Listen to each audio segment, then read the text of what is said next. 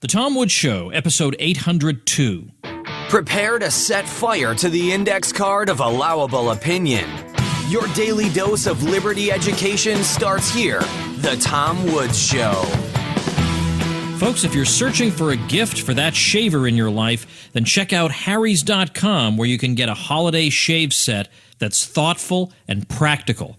Heck, I bought one for that weasel Michael Malice, but don't tell him because he hasn't gotten it yet. Take $5 off at harrys.com with coupon code WOODS.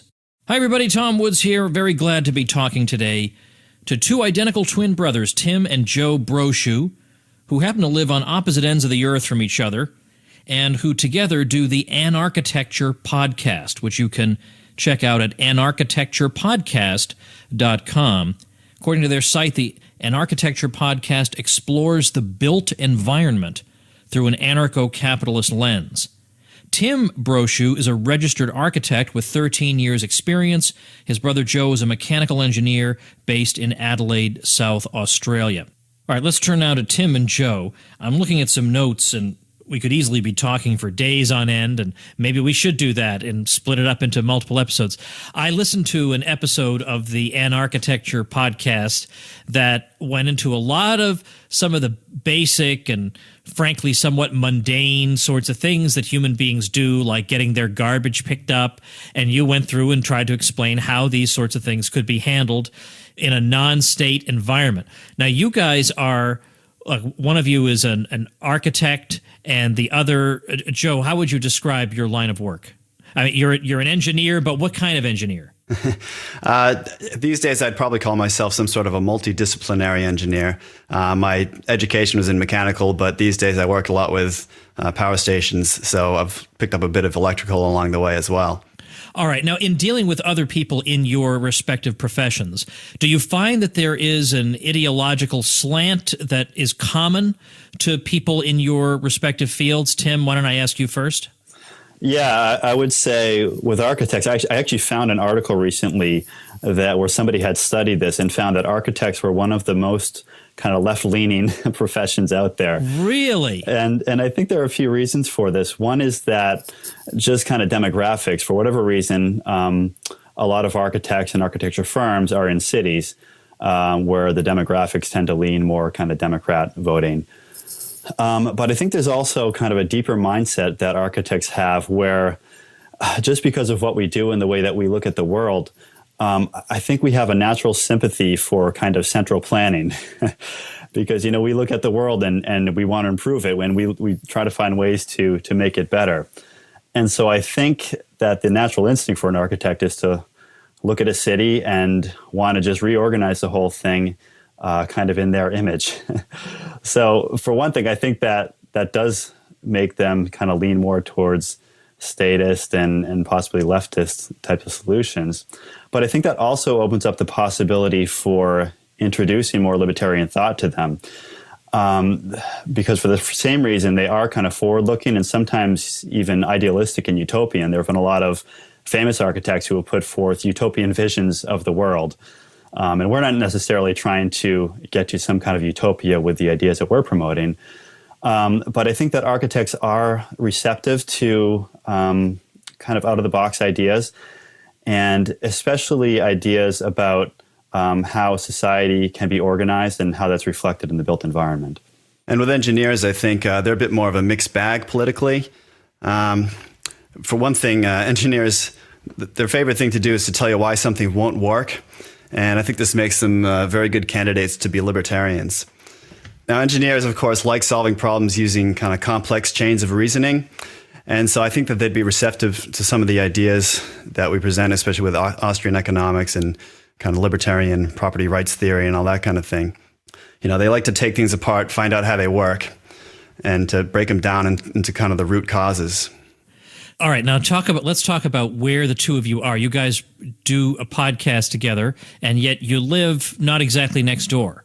Yeah, and so Joe and I are actually twin brothers, but we live about as far apart from each other on the world as you possibly could. I think if you take a globe and put your finger where I live, which is in the Boston area, and where Joe lives in Adelaide, Australia, you could spin the globe on your fingers.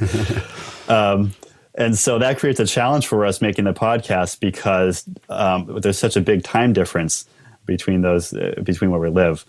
So the way it typically works is I wake up at, let's say, 6 a.m, go down into my basement. I'm bleary-eyed. I'm trying to sip on a cup of coffee. My kids are stomping around upstairs, and I can barely think, let alone talk. And I pull up Skype and call Joe, and here comes Joe on the video. He's well rested. The kids are in bed. Nice dim lights. It's 9:30 at night where he is. He's got soft music playing in the background. He's got a heavy pour red wine in his hand and wearing my smoking jacket. Yeah. So that's what we're working with when we try to take on each of our podcast episodes. Well, sounds like fun. Now, you use this term, the built environment, and you talk about why libertarians should be tackling some of these questions related to the built environment. Well, what does that mean? The built environment is essentially all of the physical structures and infrastructures that we people create in the world around us to make it work the way we want it to. So at the smaller scale of kind of the individual, it's our homes, it's our offices, shops and restaurants and parks, and all those kinds of spaces and facilities that we occupy. We can zoom out from that to the scale of the city, where we start thinking about roads and transit systems, as well as utilities like electrical and wastewater systems. And then beyond that, we can zoom out a little further to broader regions of area, where we look at ideas like urbanization and suburbanization and trying to understand the overall forces that are driving certain types of development in the land. So let's talk about some specific examples of this, because some of the specific things that you'd be talking about are considered to be puzzles for libertarians to solve, because everybody is accustomed to the traditional government solution. And of course, roads is the classic example, but that's not the only one.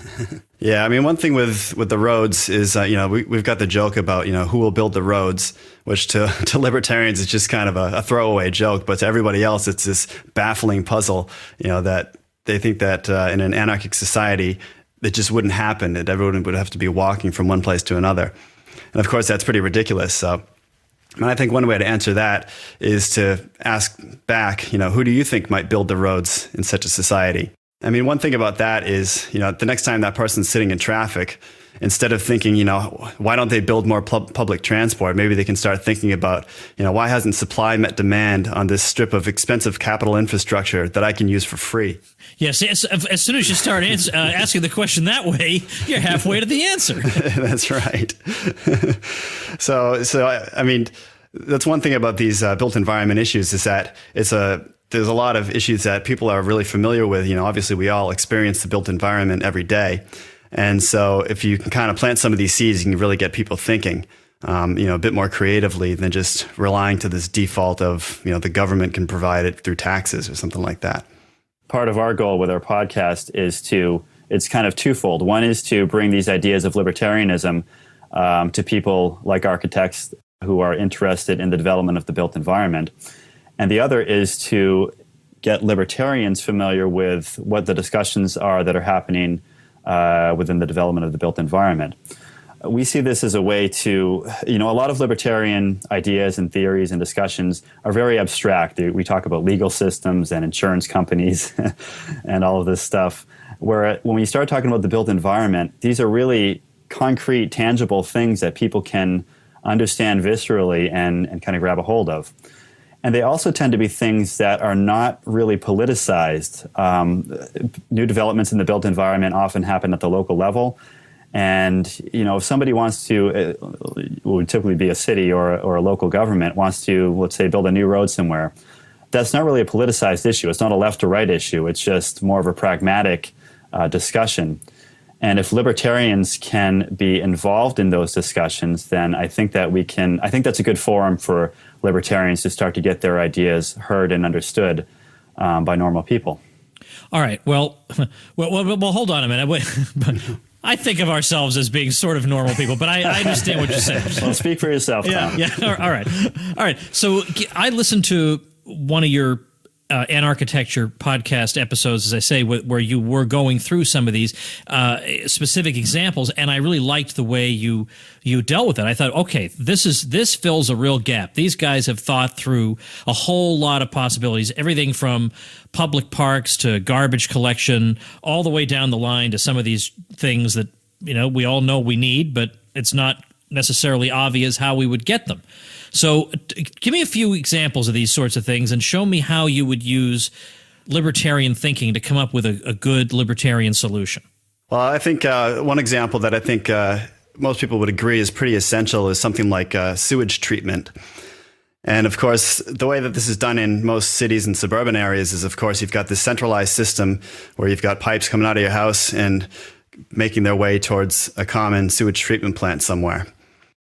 This is, of course, a pretty good solution because it gets, obviously, the undesirable materials away from your house and treats it in a way that can be pretty efficiently dealt with in a reasonably environmentally friendly manner. Now, of course, most people assume that this has to be done by some sort of state entity, because they're the ones who can access the various easements under the roads and so forth to lay down all the pipes, and they've got the money to build a big sewage treatment plant. But that's not necessarily the way it has to happen. I mean, there's no reason that you couldn't have private companies offering the same services, especially if there's some sort of a new development or something like that, where they could come in, run their own pipes, and then simply charge people fees for using that service. And there's other ways to think about how this might affect the development of the built environment as well, because there's other technologies for sort of achieving the same results. Obviously, people who are in more remote areas might have just a septic system in their own backyard to handle the same problem. And so you could have more competition, I think, if you didn't have this state-owned kind of subsidized system where, it might actually be more efficient for people to have more septic systems that they manage themselves than it is to run all this infrastructure down to some central facility. Or at least some kind of more decentralized system of waste management. Yeah, and so I think this sort of thing is how you can get people thinking, into the sort of second order effects of some of these economic decisions and planning decisions that get made. Where it's not always obvious that the centralized solution is the most efficient way to do something. And I think that if you had more kind of free market solutions, then you'd see a lot more of these sort of substitute solutions being proposed. I remember one of the points you guys made was that a lot of times today, people are inclined to call the police. There's a problem with their neighbor, so they call the police, first thought. And maybe the neighbor finds out who called the police. Maybe the neighbor doesn't find out. But either way, there's awkwardness forever as a result of that. Because now the neighbor either thinks it was you or doesn't know who it is and therefore is suspicious of everybody in the neighborhood. And the point you made was that even though sometimes libertarian cooperative style solutions to problems aren't as quick and simple as convenient as picking up the phone and calling the police, at the same time they seem to be better for when it comes to creating neighborhood cohesiveness and creating trust among neighbors as opposed to mistrust and who the heck ratted me out. Yeah, I think that when we start to look at, we talked about different scales of the built environment. When you think about the scale of, let's say, a neighborhood, the way that people get along within their neighborhood, by and large, people aren't calling the police to resolve every issue that they have. If there's a problem, hopefully most people will go and talk to their neighbor and try to get it resolved that way. The police are often viewed as I guess, a last resort. And yet when we start to broaden the scale of people's thinking out to kind of state issues or national issues, everybody just assumes that the state should be the first response, that should be the first place that they go to try to deal with a problem. I mean, that's kind of I think of like the typical format of an NPR story is, here's a problem, here's somebody who's affected by it, and here's what the government says they're going to do about it. And I think that is the way that most people think that problem should be dealt with. But when you start to break that down into the way people actually deal with their neighbors and within their local environment, that's not the way that's not people's natural instinct for how they want to interact with other people. The other day I came across on Facebook yet another thread with somebody who thinks that libertarians believe that you ought to try to screw everybody out of their money somehow, and just that, and they believe this is what Ayn Rand wanted, was dishonest people who just look out for themselves. I'm not a huge Ayn Rand fan, but I know she didn't say that. They look at the title of one of her books and they think they know her entire philosophy. And I was reading, I guess the guy was arguing that libertarians are against communities. They're against, because they think libertarians just don't believe in, I guess, friendship or something. I don't know where this comes from. All we're saying is don't initiate violence. That doesn't mean you can't hang out with friends or go to church or have communities or be in groups or have a family. None of this follows in any way from any of that. But sometimes, though, even among libertarians, there are misconceptions. I gave the example the other day. There are libertarians, some of them who think that tennis is a more libertarian sport than football, because tennis is just one person, unless it's doubles. It's just one person. That has nothing to do with it. As long as you voluntarily join the football team, it's just as libertarian or not as any other sport. Well, likewise, the reason I raise this is that I live in a place in Florida that is planned out. The neighborhood I live in is totally planned. A group planned it. They said, we're going to have houses here. We're going to have lakes and boating and playgrounds and horses and a town square with a market and a doctor's office and a restaurant. We're going to have everything be walkable. We're going to have it nice and flat. We're not going to have any visible telephone poles that make it look hideous. We're just going to have a nice, beautiful, picturesque place. And they planned it out. And there was no government involvement. It was people bought some private land. They planned this out. There's nothing non-libertarian about that. I moved into this planned community, and I am no less libertarian for that. And I noticed that in some of your notes, you also comment on this, that you want to tell libertarians that sometimes planning is okay, and libertarianism does not mean we're against planning. Of course you have to have planning. Yeah, that's right. I mean, planning is sort of a trigger word for libertarians, I think. They, as soon as they hear that, they think there's some sort of, UN Agenda 21 czar who's going to try to, dictate everything they do or whatever. But of course, that's ridiculous. And in reality, there are certainly cases when some level of central planning can work, especially in developing, the layout of a town or something like that. And like you said, in your development, it's a privately owned development, but it exists in a broader kind of anarchic free market, well, relatively anarchic free market, where, like you said, you've got it's up to you whether or not you live there or not. You can choose to live there if that's the sort of place that you want to live and the sort of lifestyle that you want to have, or if you want to be living in a more urban area, you can find plenty of places to move there. I think it is interesting to have a look at the difference between, say, planned cities versus unplanned cities. And especially if you're familiar with the work of someone like Jane Jacobs, she's a real big proponent of sort of unplanned organic development of cities, especially in certain neighborhoods where you get this sort of mixed diversity of uses that really add a lot of character to a small neighborhood block or to a district of a city. All right, I want to say something about Jane Jacobs also, but first let's thank our sponsor. All right, I'm about to find out if my listeners can keep a secret. I'm going to tell you what I got that weasel Michael Malice, frequent guest here on the show, for Christmas. I got him a Harry's shave set. Now, there are a whole bunch of these shave sets starting at just 15 smackers. They all come with a razor handle, shaving cream, replacement blades, and a travel cover. But the one I got for Malice has all the bells and whistles you can possibly imagine. Plus, I got it engraved with his initials on the razor and the stand. It is a beauty of a gift. And of course, it flatters him having the initials on there, so his ego will really go for that. But it's a beautiful and practical and personalized gift. So I'm getting it for him. And if he finds out about it, I know it's because you guys told him. But if you want to get a great gift for your dad, your brother, some man who shaves, then the Harry's gift sets are perfect for you. Check them out at harrys.com and click on gifts, and you're off to the races. Ground shipping for the holidays ends December 16th, so hurry over to harrys.com and take 5 smackers off your purchase with coupon code WOODS. Let me jump in on Jane Jacobs, because I think the reason that she's been interesting to a lot of our folks is that she's argued that some of these urban planning types have planned cities that don't really work.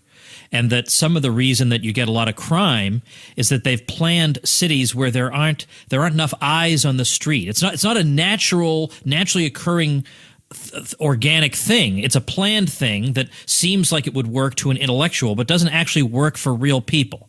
I mean, I think one way to look at that is if you take this planned city, if you look at it on a map or on a plan, it makes a lot of sense. You can kind of see how everything's laid out.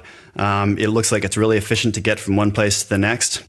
But what it lacks is the detail that actually occurs at human scale once that's developed. And again, that's something that Jane Jacobs is really big on, is really emphasizing that human scale and looking at how do people actually use those spaces.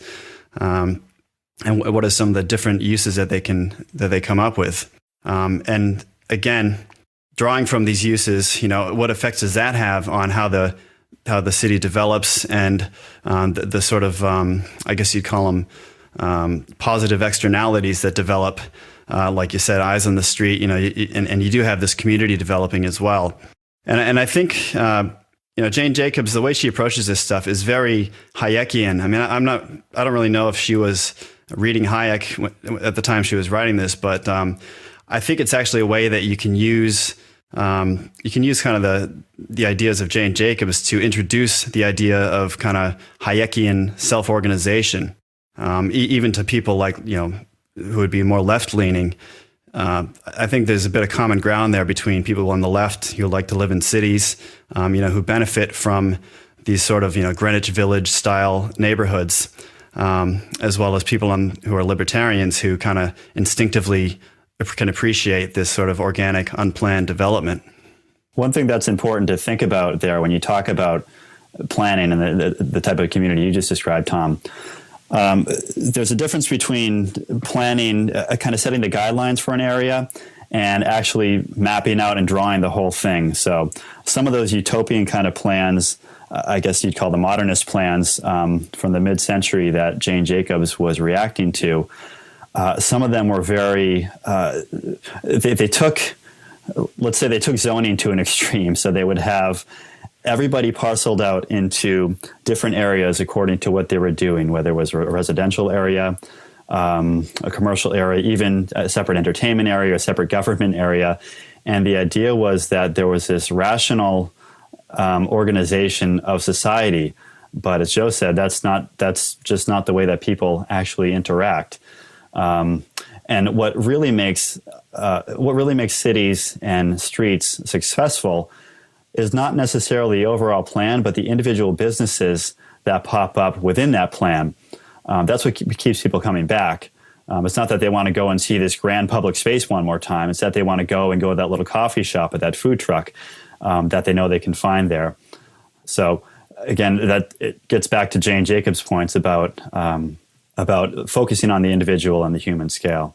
So planning per se is not a problem. You can have entrepreneurial planning. But I notice here in some of what you've written, when you're looking over examples of a bunch of planning failures, you've got a number of cases that are related to Boston, which is not surprising given that one of you is from Boston, and I actually grew up in that area.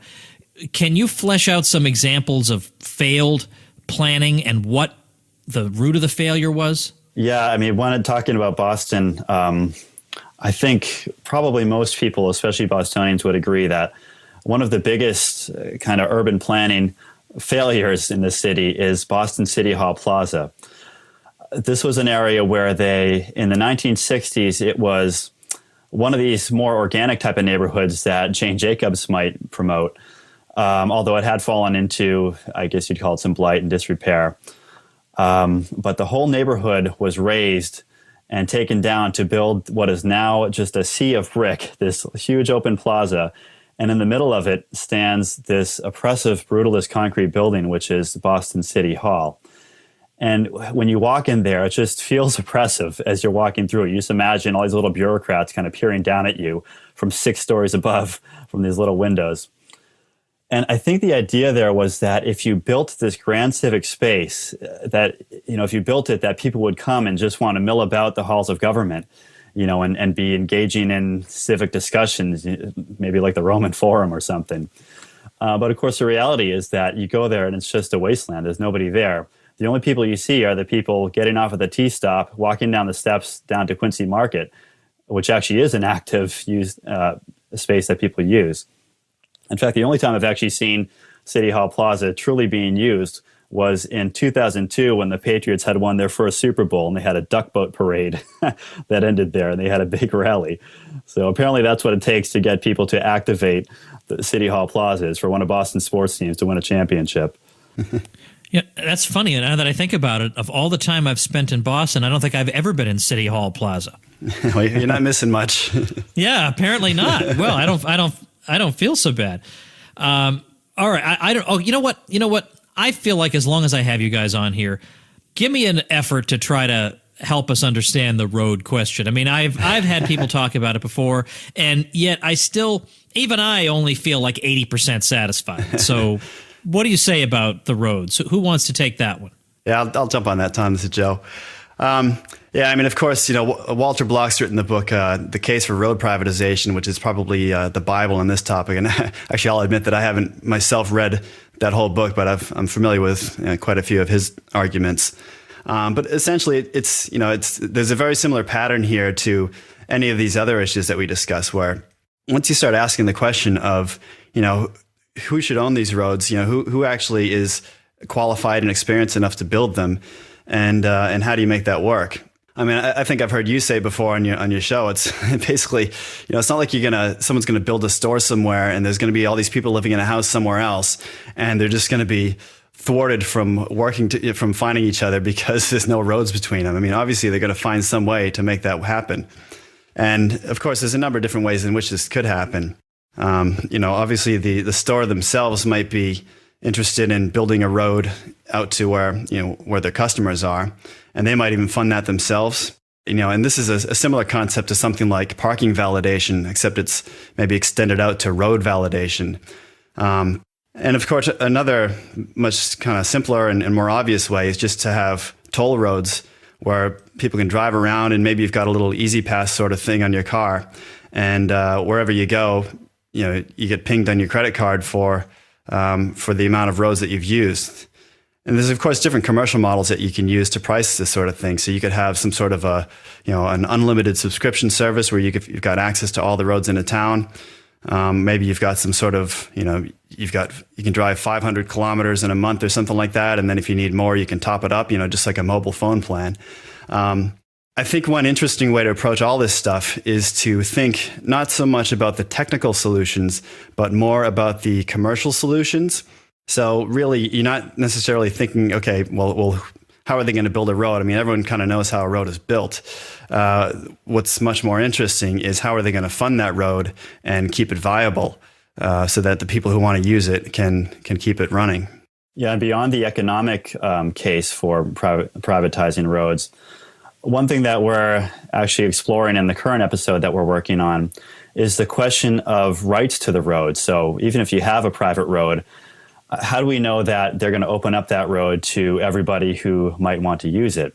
How do you prevent that road owner from kind of clamping down and just restricting people or charging an exorbitant price for people to use the road?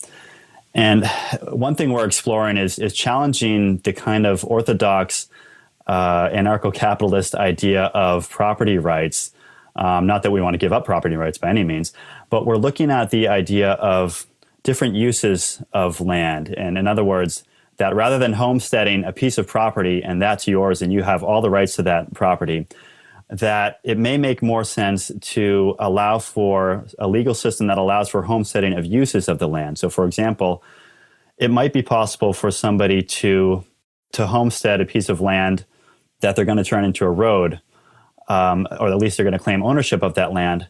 But if it's a piece of land that other people have been traveling over for years and years, I think there could be an argument there that the public use of that land has been homesteaded, even while it's owned by a private owner. So it essentially becomes an easement for people to use that land for public use. So this is something that's a bit of a challenge to the, I guess what would be Rothbardian, anarcho-capitalism property rights. But I think that if we're going to communicate with people about how this can work, I think we have to start thinking about different ways in which we allocate property rights that allow for these kind of easements to truly define not just roads or right-of-ways, but even thinking about public space. Public space is a necessary function in any society. And as anarcho-capitalists, I think we want to try to define a way that public space can emerge within an anarchic society. Let me raise a devil's advocate sort of objection. Would you consider it legitimate, even partly, for somebody to say that you libertarians have a pre-existing ideological desire for, yeah, we're not saying it's bad, but you have this desire to have peaceful interaction, no coercion, and the result of that means that in some of the cases like you're describing, you have to go a very clunky route to get things done, whereas the government could go a much more quick, efficient, crack some skulls, get it done sort of route. Now, I guess my question is, can you make both a natural rights and a utilitarian argument for the libertarian approach, or does it basically boil down to, yeah, it would be probably a lot better to just do the roads by eminent domain and cracking skulls and raising taxes, but our way at least doesn't involve any of that? Or would you say that actually not only that, but our roads would be better, or our garbage collection would be better, all these other things would be better? See what I mean? Yeah, so Tom, it's interesting. There is actually one country in the world where 2/3 of their roads are managed by what they call private road associations. And as you're driving around that country, you'll see all these signs that say private road.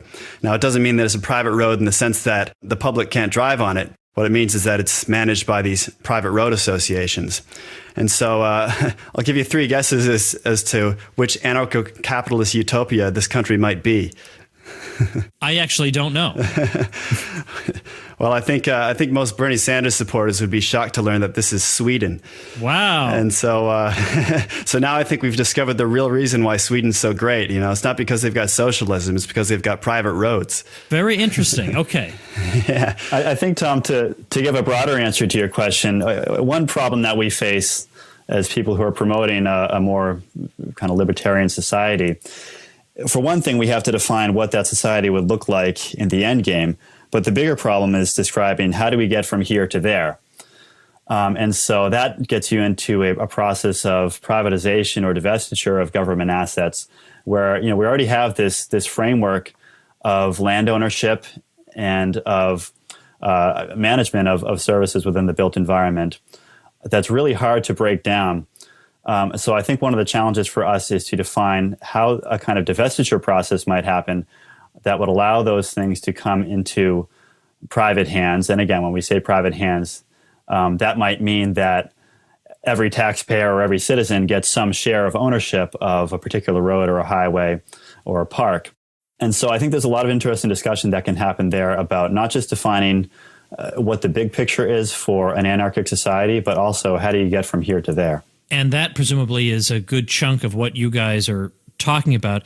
Tell me about, you've got the podcast, but tell me about how people can actually, other than finding an architecture on a podcatcher, how can they follow what you're doing online? You have a website you can tell us about? Yeah, so our website is anarchitecturepodcast.com. And it's a bit of a mouthful, especially when we're trying to post stuff on Twitter. We've realized that having a long name like that is a bit of a liability. But an easy way to remember it is unarchitecturepodcast.com.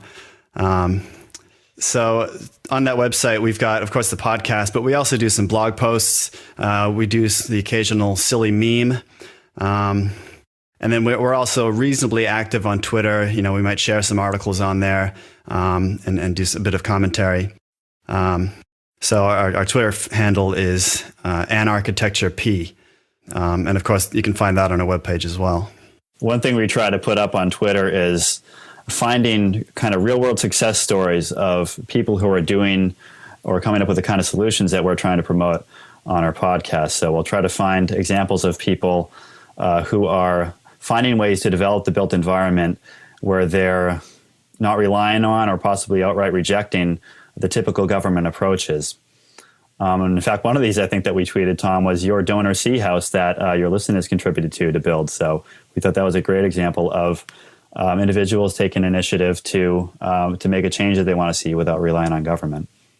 Yeah. That episode of my show with Gret Glyer, that was one of my favorites, because there's a guy who wanted to make a change and he went out and did it. And then on Twitter, he said, "Hey, Tom Woods Show listeners, we're going to try and build this widow a house."